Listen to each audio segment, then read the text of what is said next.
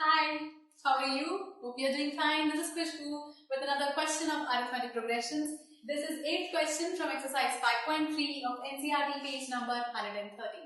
So the question is, find the sum of first 51 terms of an AP whose second and third terms are this and this respectively. Sum of first 51 terms. AP करते वक्त सिर्फ आप ये ध्यान रखिए, question को आराम से इंटरप्रेट कीजिए, जो गिवन है आपको पहले आप उसको लिखिए.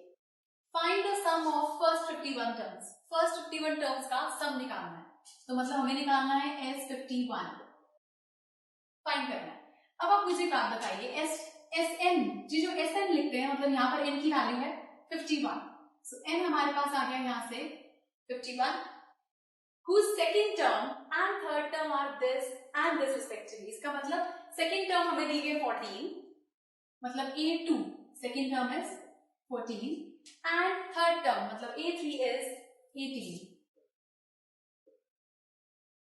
अब हमसे कहा है find the sum of first 51 terms. First 51 terms के लिए SN इक्वल होता है n/2 2a plus n minus 1d.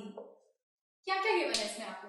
n आपके पास है 51, जहां जहां n है उसको पुट कर लेंगे. A2 और A3, अब ना आपके पास फर्स्ट टर्म है ना आपके पास कॉमन डिफरेंस है. इसको फाइंड करने के लिए हम इन दो चीजों का यूज करेंगे. कैसे? A2 को हम लिख सकते हैं a plus d which is equal to 14. A2 को हम a plus d कैसे लिख सकते हैं? जैसे आपके पास an होता है a plus n minus 1d.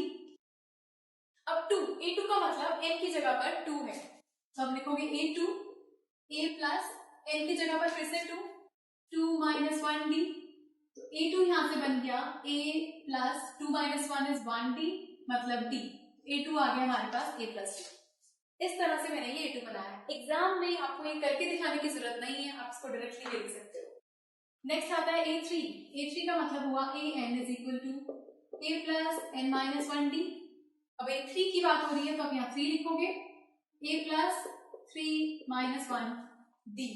जहां जहां n है वहां मैंने 3 लिख दिया. A3 यहां से आ गया a plus 2d. ये वैल्यू आ गई आपके पास A3 की. तो A3 को मैं लिख सकती हूँ a plus 2d. That means a plus 2d किसके इक्वल होगा? 18 के. सो ये आ गया 18. इसको माइनस किया, minus minus plus minus minus cut, plus minus minus minus d, sign greater का आया. प्लस माइनस माइनस किया तो माइनस 4, साइन फिर से ग्रेटर का आया. अब यहां से आपका माइनस से माइनस कट, सो डी आपका आ गया 4. ये आपके पास वैल्यू आ गई कॉमन डिफरेंस. अब जब कॉमन डिफरेंस आ गया तो इन दोनों इक्वेशंस में से किसी भी एक को यूज करके आप a की वैल्यू निकाल सकते हो. लेट्स सपोज अगर हम फर्स्ट यूज करते हैं तो a प्लस डी आपके पास 14 है. a plus 4 is equal to 14. a equal आएगा 14 माइनस 4 मतलब कि 10.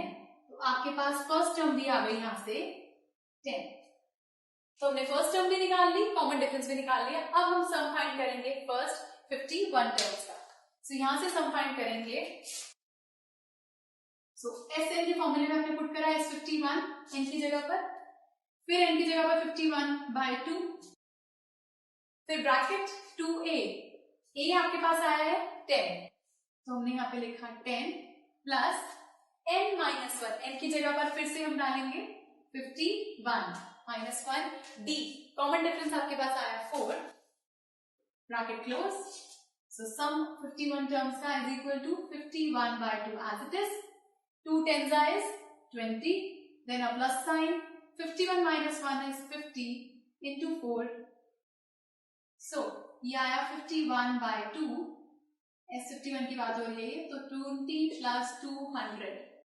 50 into 4 किया तो 200. पहले मल्टीप्लीकेशन फिर आप एडिशन करोगे. 51/2 into 220. सो यहां से आपने वैल्यूज को कट करा 110. सो 51 into 11. सो 51 into 11 करके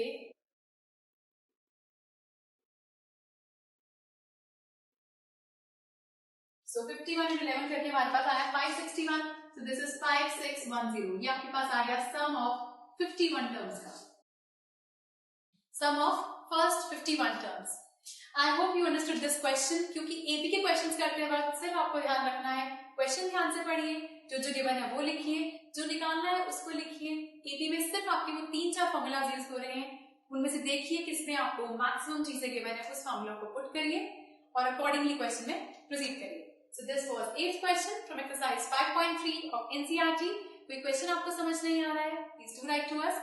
जो स्पेस नीचे गिवन है उसमें लिखिए and do subscribe us. Good bye.